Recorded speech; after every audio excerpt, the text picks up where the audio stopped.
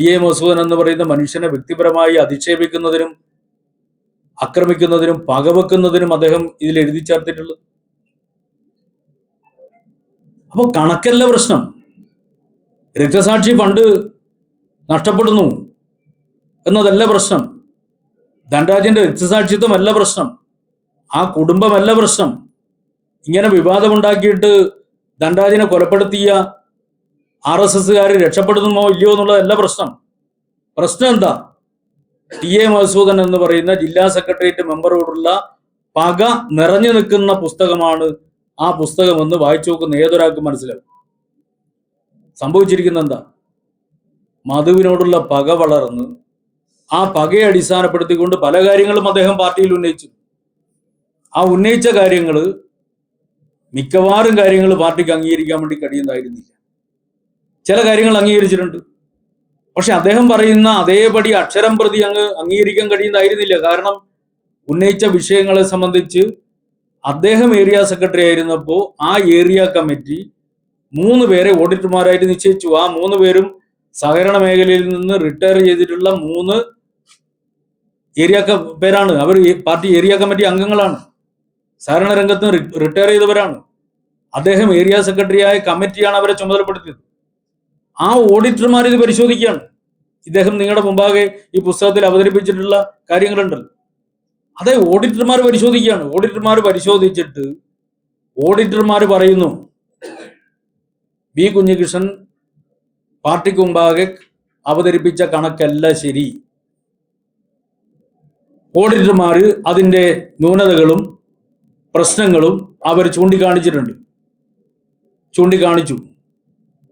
അതിൻ്റെ വരവ് ചെലവ് സംബന്ധിച്ചുള്ള വിശദമായ പരിശോധന, ഓരോ റെസീറ്റും ഓരോ വൗച്ചറും വെച്ച് പരിശോധന നടത്തി.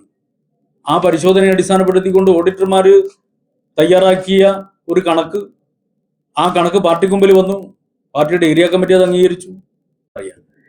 അതിൽ വി കുഞ്ഞികൃഷ്ണൻ, ഞാൻ പറഞ്ഞല്ലോ, വി കുഞ്ഞികൃഷ്ണൻ പാർട്ടിക്ക് മുമ്പിൽ ഉന്നയിച്ചിട്ടുള്ള ചില കാര്യങ്ങൾ, ആ കാര്യങ്ങൾ ഒരു വിധത്തിലും ചില കാര്യങ്ങൾ പ്രശ്നമുണ്ട്, ഇല്ല ഞാൻ പറയുന്നില്ല. എന്താ പ്രശ്നം?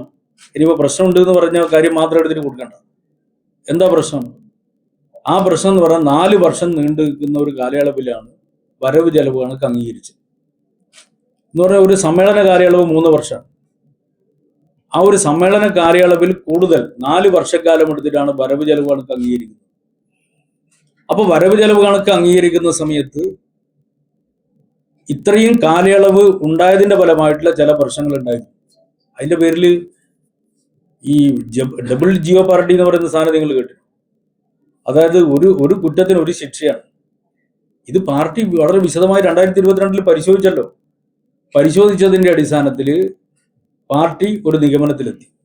എന്താ? ഫണ്ട് നഷ്ടപ്പെട്ടിട്ടില്ല, പക്ഷേ ഫണ്ട് വിനിയോഗിക്കേണ്ട വിധത്തിലല്ല വിനിയോഗിക്കപ്പെട്ടിട്ടുള്ളത്. അത് പറഞ്ഞിട്ട് പകമാറി ചെലവഴിച്ചൊന്നും കൊടുക്കണ്ട. അല്ല, അങ്ങനെയല്ല അതിൻ്റെ അർത്ഥം അങ്ങനെയല്ല. അതായത് ഇപ്പൊ നിങ്ങൾ ശേഖരിച്ച ഫണ്ട് സമയബന്ധിതമായി കൃത്യതയോടുകൂടി ചെലവഴിക്കണം.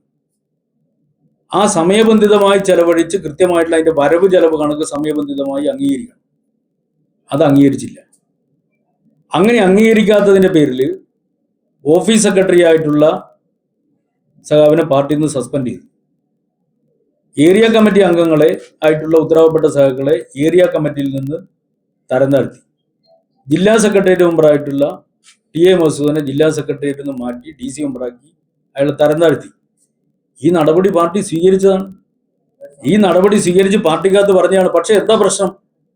വി കുഞ്ഞികൃഷ്ണന് തൃപ്തിയാവില്ല. കാരണം മധുവിനെ ശരിപ്പെടുത്തിയാലേ വി കുഞ്ഞികൃഷ്ണൻ ശരിയാവും. അത് ശരിപ്പെടുത്താൻ വേണ്ടി പാർട്ടി തെറ്റിനോടാണല്ലോ പാർട്ടിയുടെ സമരം, അല്ലാണ്ട് വ്യക്തിയോടല്ലല്ലോ. തെറ്റ് വന്നു, ആ തെറ്റ് തിരുത്താൻ ആവശ്യമായ നടപടി പാർട്ടി സ്വീകരിച്ചു.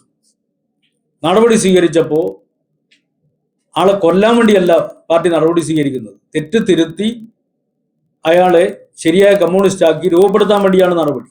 ആ നടപടി സ്വീകരിച്ചു. ആ നടപടി സ്വീകരിച്ചത് വി കുഞ്ഞികൃഷ്ണനെ സംബന്ധിച്ചിടത്തോളം അത് പോരാ, അതിലപ്പുറം വേണം. അതാണ് ഞാൻ പറഞ്ഞത്. ഈ പുസ്തകത്തിന് അദ്ദേഹം കൊടുക്കാൻ വേണ്ടി പറ്റുന്ന ഏറ്റവും നല്ല പേര് പകയുടെ കണക്ക് പുസ്തകം എന്നാണ്. വേറെ പേരല്ല. പകയുടെ കണക്ക് പുസ്തകം നിങ്ങൾ എഴുതി വെച്ച ഏറ്റവും നല്ല പേരതാണ്.